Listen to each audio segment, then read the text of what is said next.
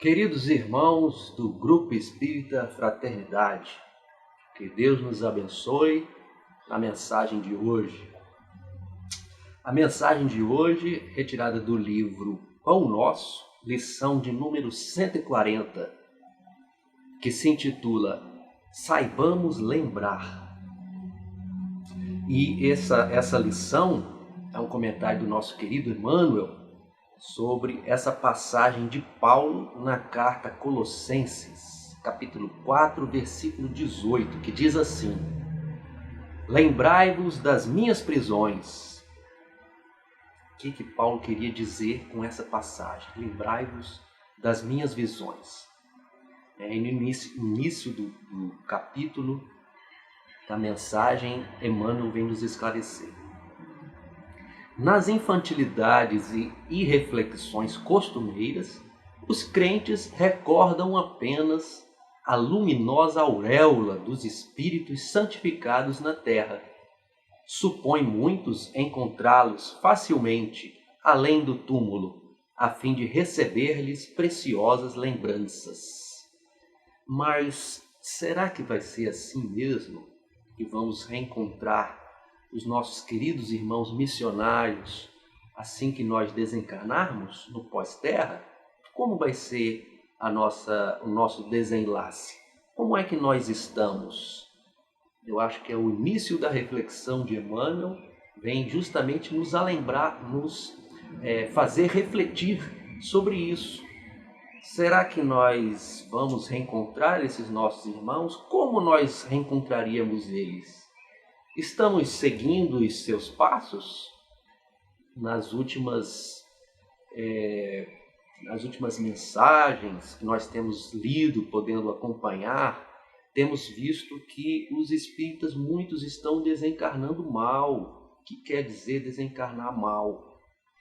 Quer dizer que eles estão em situação de perturbação espiritual, que eles realmente estão longe dessa condição de serenidade, de luz, desses irmãos que são exemplos a serem seguidos, como o próprio Paulo, que teve a sua jornada de transformação moral, de forma tão arrebatadora. E o nosso irmão Emmanuel continua e diz assim: não aguardam senão o céu através de repouso brilhante na imensidade cósmica. Mas será que nós vamos encontrar esse céu desse jeito, repouso brilhante na imensidade cósmica?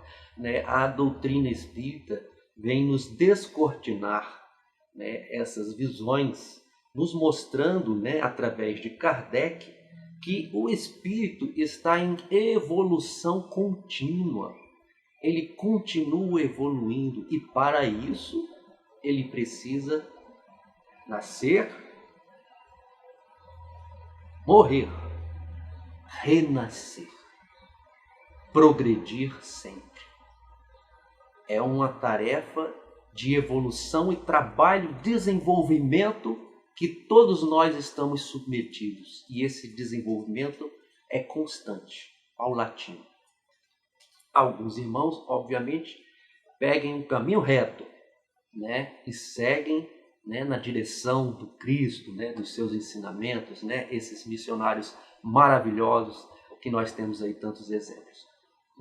E muitos escolhem esse caminho tortuoso, cheio de indas e vindas, cheio de estagnações, quando a gente não quer se submeter ao jugo do Cristo, seguir os seus passos, apesar do jugo do Cristo ser um jugo leve, um fardo suave, muitas vezes nos deixamos levar por ilusões, e essas ilusões vão nos estagnando, mantendo-nos estacionários. E aí a gente não evolui, não cresce, permanece ali naquelas paixões inferiores, nos deixando levar pelo egoísmo, pelo orgulho, pela inveja, enfim, não buscamos nos modificar. Mas então, o nosso irmão Emmanuel continua aqui o seu esclarecimento maravilhoso. nos diz assim: quantos se lembrarão de Paulo tão somente na glorificação? Entretanto, nesta observação a Colossenses, o grande apóstolo exorta os amigos a lhe rememorarem as prisões, como a dizer que os discípulos não devem cristalizar o pensamento na antevisão de facilidades terrestres, e sim refletir seriamente no trabalho justo pela posse do reino divino. Então, não é mirar nessa facilidade celeste, e sim focar no trabalho. Nós precisamos trabalhar, buscar, correr atrás desse desenvolvimento para a posse do reino divino. O que é esse reino divino? Eu até coloquei uma interrogação. O reino divino é aquele reino de Deus, mas dentro de nós. Como nós podemos buscar esse reino divino, esse reino de Deus dentro de nós, né? E para aí estão as leis de Deus, né? O próprio Cristo, né, nos coloca um mandamento maior que nós podemos ver lá no Evangelho. Ele diz assim: mandamento maior, amai a Deus sobre todas as coisas e ao próximo como a si mesmo. Faz pelo próximo aquilo que você quer que seja feito para você, né? Então, se a gente se empenhar nisso, você vê que é um exercício de amor fraternal. Cada vez mais que nós buscamos nos empenhar nesse amor, né, no exercício do amor, nós vamos conquistando esse reino divino, né? E esse reino, aonde quer que nós estejamos, vai nos acompanhar. Mas é claro que por uma questão natural de afinidade, nós vamos vibrar e permanecer nas regiões aonde todos ali vibram da mesma forma, né? Então os irmãos maravilhosos, né, que nos deram esses exemplos, né, estarão vibrando naquela faixa, né, e trabalhando naquela faixa. E os irmãos que não quiseram progredir, né, ainda estão estacionados, estão em outras faixas, né, vibratórias, né, vencendo as suas dificuldades. Mas está aí a orientação de Emmanuel. Se a gente quer chegar lá, né, no mesmo passo desses irmãos, a gente precisa se empenhar no trabalho, né? Vamos trabalhar para isso, né? Como diz o Cristo também, fora da caridade não há salvação. Nos empenhar, né, nesse exercício do amor, né? Caridade é exercício do amor, né? Buscando, né, realizar, né, essa caridade de todas as formas, né? É o abraço carinhoso no irmão, procurando amenizar sua dor, seu sofrimento, procurando ouvir, né? Às vezes é um recurso material mesmo que você vai dar, né? Mas aquela atenção, né? Aquele cuidado, né? Aquele carinho que nós temos que ter com os nossos irmãos. Esse empenho cada vez mais vai nos modificando e vai criando essa atmosfera, né? Essa atmosfera de harmonia, de serenidade, né? Mas para isso a gente vai vencendo o nosso próprio egoísmo, vai vencendo o nosso próprio orgulho, né? A nossa vaidade, né? E vai se empenhando na nossa transformação. E por aí nós vamos caminhando, né? Cada vez mais. Nosso irmão continua assim dizendo: a conquista da espiritualidade sublimada tem igualmente os seus caminhos. É indispensável percorrê-los, né? Esse é o caminho, né? Como eu estava falando, o caminho do Cristo, né? E para ilustrar um pouco esse caminho, eu pego aqui a história do nosso próprio querido Emmanuel, né? Que está descrita nos livros, né, há 2000 anos e no livro 50 anos depois. Como nós vemos que no Espiritismo, né, esse conceito fundamental que é a reencarnação para o progresso, aqui está uma existência, né, do nosso querido Emmanuel, como o senador Públio Lentulus, senador romano, e depois uma outra encarnação como o escravo Nestório. Olha só que interessante. Eu não vou contar o livro não, né? O livro, apesar de muitos conhecerem,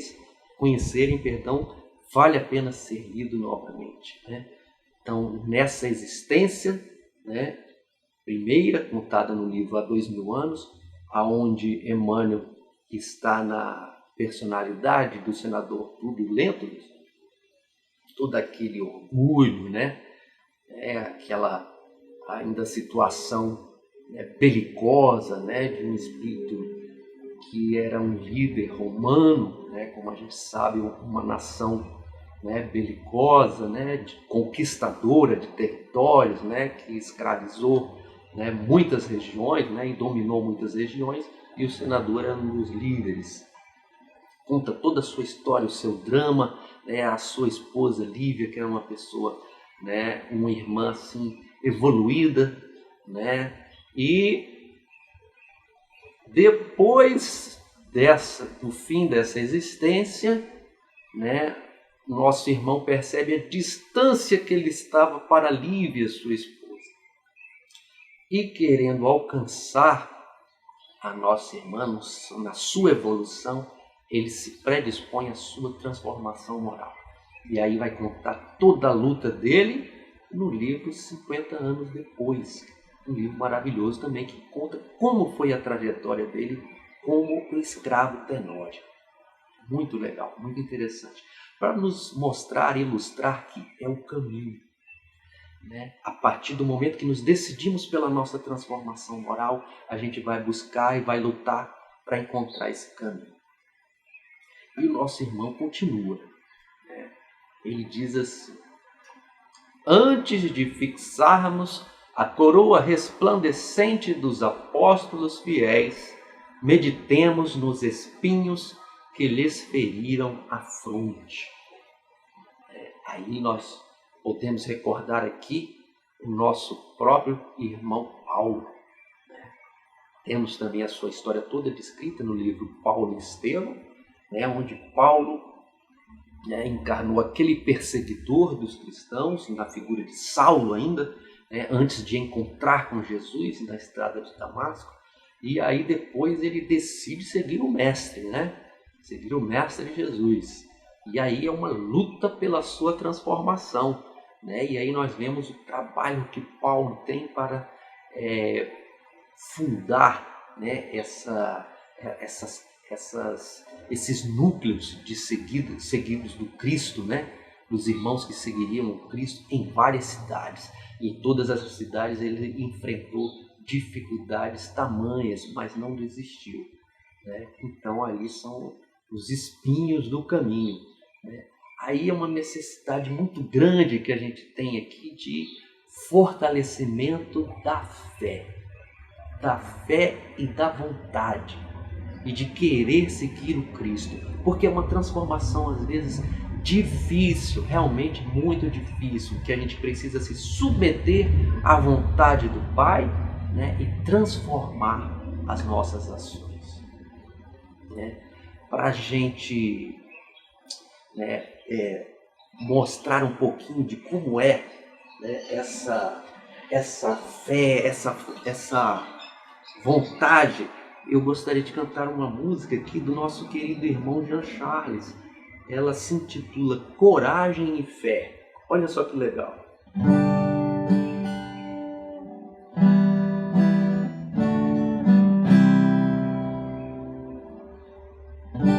Quero ter coragem e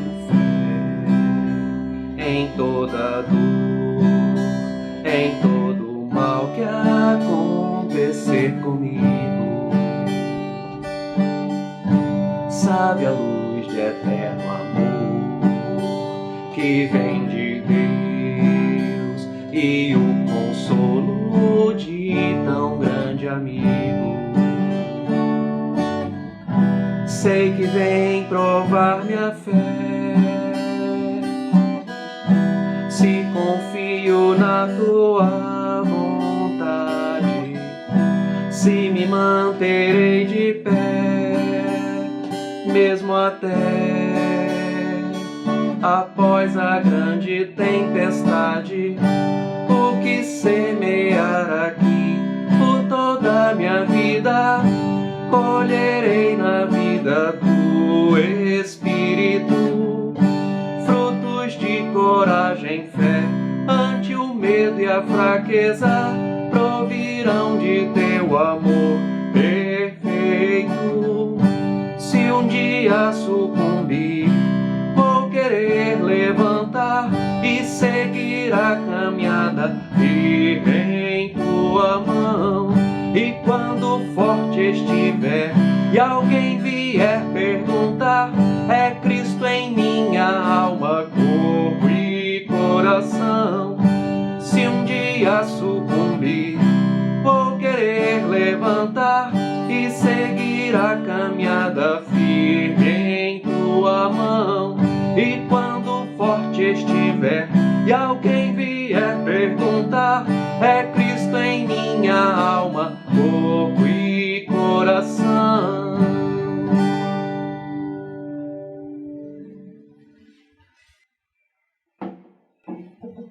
Essa música, né, muito linda, do nosso querido irmão Jean Charles, fala sobre coragem e fé de uma forma assim comovedora, né? E nós podemos nos inspirar nela para embarcar, né, nesse movimento de transformação, porque a gente precisa ter coragem e ter fé para vencer a si mesmo, vencer as nossas próprias más tendências, né? Não é coragem para enfrentar o inimigo, não. É para enfrentar as nossas próprias perversões, as nossas próprias paixões inferiores. E quando a gente vai vencendo isso, vai nos tornando cada vez mais forte, né? E como ele diz aqui, olha só que maravilha, quando você sucumbir, cair, vai querer levantar e seguir a caminhada firme em tuas mãos, na mão do Cristo. Porque a gente tem que entender uma coisa: o Cristo, seus missionários, seus espíritos, né, enviados, nosso anjo de guarda, está sempre ao nosso lado, né? Então a mão ele sempre está estendendo para nós. Nós é que temos que segurar na mão dele. E vamos cair muitas vezes, né? Mas temos que levantar o braço, segurar a mão, né, dos bons espíritos, nossos guias, protetores, anjos de guarda, e levantar, né? E quando nos levantarmos, vamos seguir a caminhada, firme em tuas mãos. Olha só que coisa mais linda. Então, é uma mensagem realmente de esperança, né, de força, que nós vamos seguir adiante, seguindo o Mestre.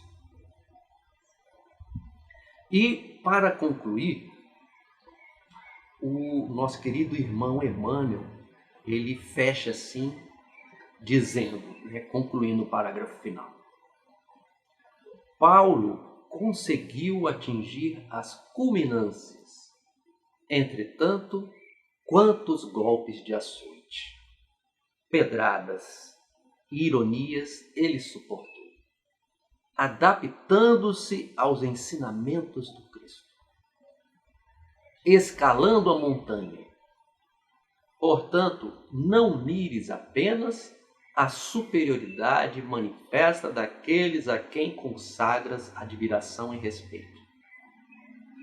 Não te esqueça de imitá-los, afeiçoando-te aos serviços sacrificiais a que se devotaram para alcançar os divinos fins. Então, a conclusão é uma exortação ao exemplo. Então, nós temos que seguir o exemplo.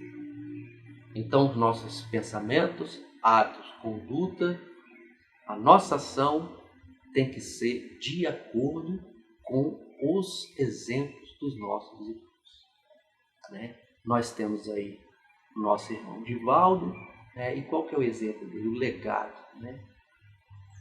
A Mansão do Caminho.